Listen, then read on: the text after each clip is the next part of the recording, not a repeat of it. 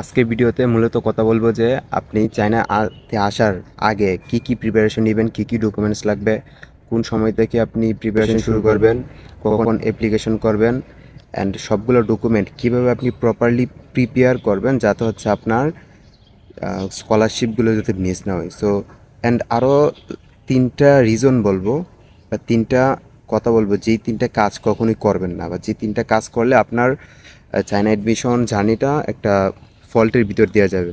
So ভিডিওটা খুবই খুবই ইফেক্টিভ হবে অ্যান্ড খুবই ইম্পর্টেন্ট হবে। সো আশা করি ভিডিওটা ফুল দেখবেন। So let's get start.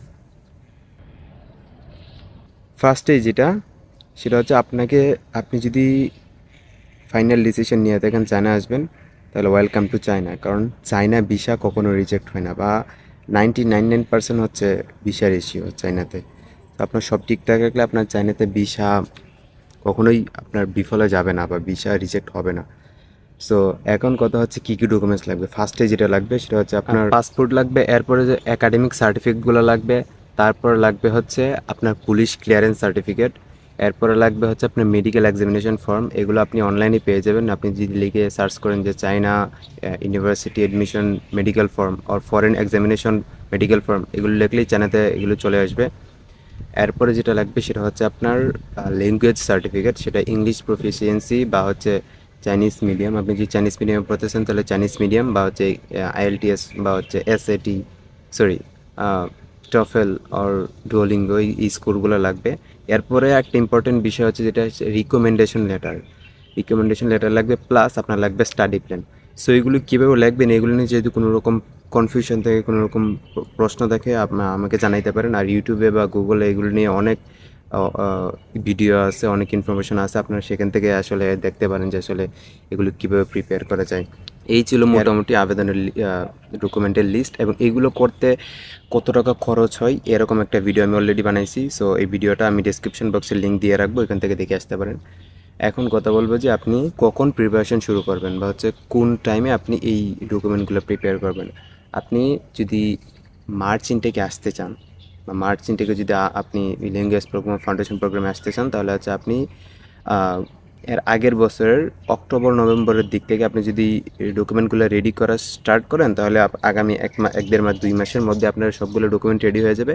দেন জানুয়ারির দিকে আপনি অ্যাপ্লাই করে ফেললে মার্চ এন্ডিংয়ে আপনি অনায়াসে চলে আসতে পারবেন ভালো একটা ইউনিভার্সিটিতে, ভালো স্কলারশিপে। বাট আপনি যদি লেট করেন তাহলে কিন্তু এখানে লেট করলে ভালো ইউনিভার্সিটিগুলোতে সিট পাওয়া একটু কঠিন হয়ে পড়ে, বা অনেক ইউনিভার্সিটির ডেডলাইন ক্লোজড হয়ে যায়। আর আপনি যদি সেপ্টেম্বর ইনটেকে আসতে চান, তাহলে আপনাকে বছরের শুরু থেকেই প্রিপারেশন শুরু করতে হবে। কারণ সেপ্টেম্বর ইনটেকের অ্যাপ্লিকেশন ফেব্রুয়ারি থেকে স্টার্ট হয়ে যায়। যদি ওটা প্রায় মে জুন পর্যন্ত থাকে, তবে ভালো ভালো ইউনিভার্সিটিগুলোতে ফেব্রুয়ারি মার্চ এপ্রিল এই 2-3টা মাস খুবই ইম্পর্টেন্ট। এই মাসগুলোতে সব বড় বড় ইউনিভার্সিটিগুলোর অ্যাপ্লিকেশন পোর্টালগুলো থাকে, বা সিএসসিএ যে গভর্নমেন্ট স্কলারশিপগুলো ওইগুলোর পোর্টাল কিন্তু ওই সময়গুলো থাকে। এরপর যদি এটা নিয়ে কোনো রকম কোয়েশ্চেন থাকে সেটা আমাকে জানাইতে পারেন, আমি চেষ্টা করবো এটা অ্যান্সার দেওয়ার।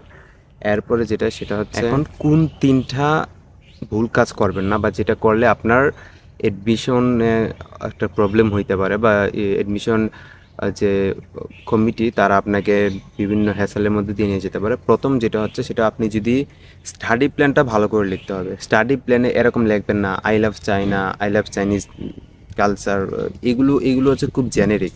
এগুলো তেমন একটা কাজ করে না। আপনাকে আসলে আপনাকে বুঝাইতে হবে যে আপনি কি প্ল্যান করছেন, কিভাবে প্ল্যান করছেন চায়না আসতে, এবং চায়না পড়াশোনা ভবিষ্যতে আবার কি করতে চাচ্ছেন।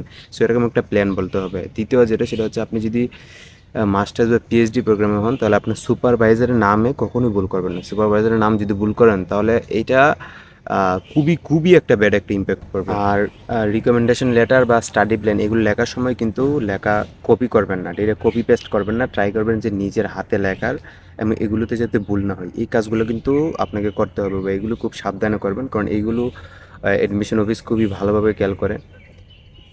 সো এই ছিল আজকের ভিডিওটা। আশা করি ভিডিওটা উপকার হয়েছে। অ্যান্ড যদি এই ভিডিও নিয়ে কোনো রকম কোয়েশ্চেন থাকে, কোনো রকম কনফিউশন থাকে, অবশ্যই আমাকে কমেন্টে জানাবেন। আমি আপনাদেরকে অবশ্যই রিপ্লাই দেওয়ার চেষ্টা করবো।